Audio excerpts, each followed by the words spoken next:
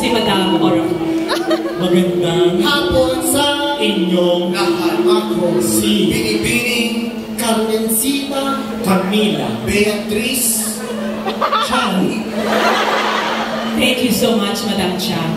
Maraming nagtatanong dito ng kanilang mga questions. Nahihiya lang po sila.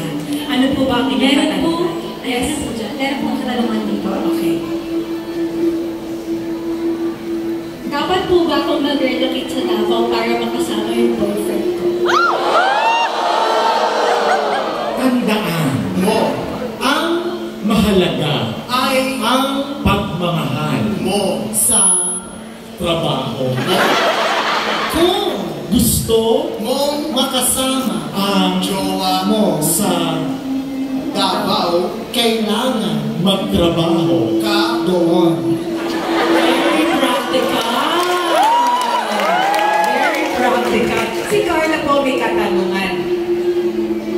Paano po ako magiging tagapagmana ni Henry C?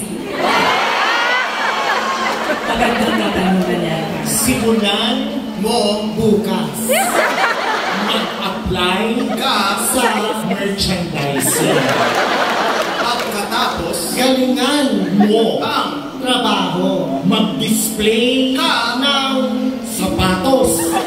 Mag-display ka ng manikin. Mag-display ka ng maraming damit. Kapag napansin ka ni Henry C., ikaw ay magpaampon. Ladies and gentlemen, the secret behind the heiress. Meron pang question si MC here. So nag-FO kami ng best friend ko. And my question is, papasaba kaming dalawa sa pre-boards namin next week. An educational question. Papasa ka, pero kailangan mong gawin ito. Una, kumuha ka ng 3 litrato ng kaibigan mo. Ilagay ang litrato niya sa altar kasabay ng test results para ikaw ay makapagdasal ng mas mataimtim kasama ang iyong kaibigan. Kapag ikaw ay nagkaroon ng motivation, papasa din siya.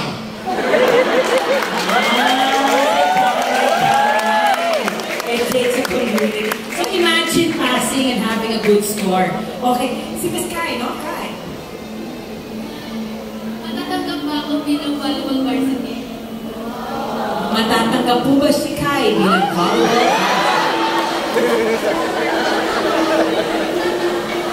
Nag-aalaman ang aking wand.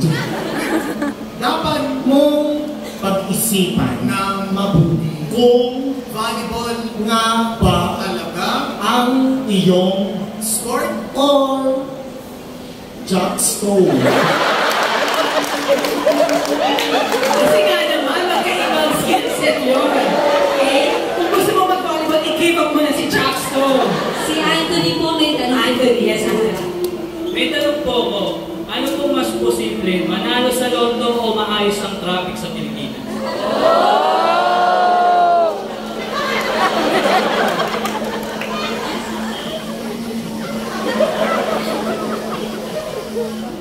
Nako, iho. Siguradong mananalo ka sa Lotto bago umayos ang traffic. Kung kayo ay nagko-commute, kayo ay mag-apply sa LTO. Para lamang makakapag-ayos ng mga problema na atin dito. Our show has a very important question. Kailan kayo magkakaroon ng maayos na gobyerno sa Pilipinas?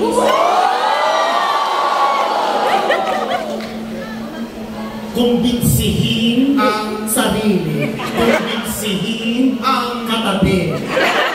Kumbinsihin ang buong bayan na bumoto ng maayos.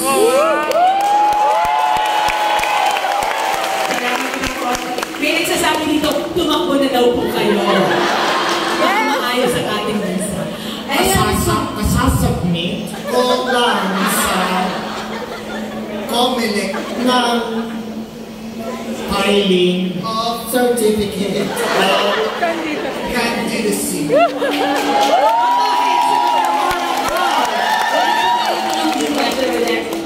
Bakit po yung mga influencers ay tatakbo bilang politicians? Paano sila makakatulong sa bansa natin? Actually, magagamit sila para sa mga influencing gaya ng pagti-TikTok, pagti-Facebook at pagpo-post ng mga totoong fact.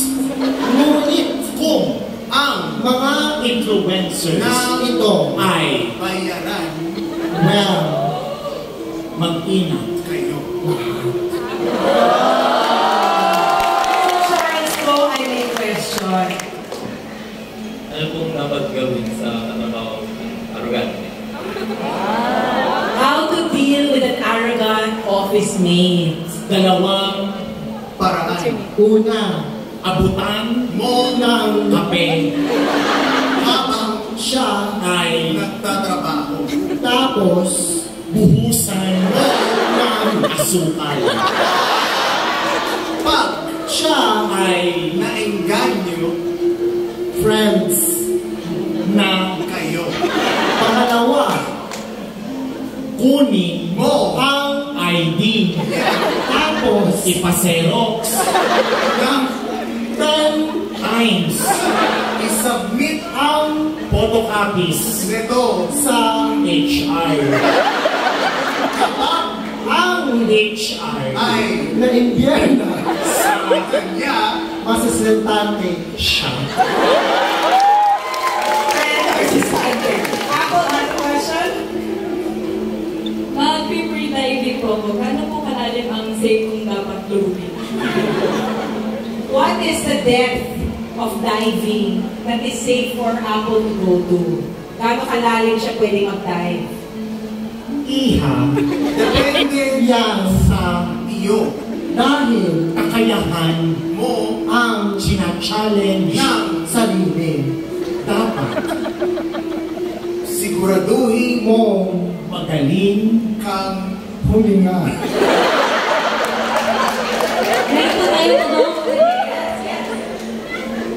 Excited? Ito, paano po mapapalamig yung ulo ng boss mo na laging mainit yung ulo? Bigyan mo ng love life.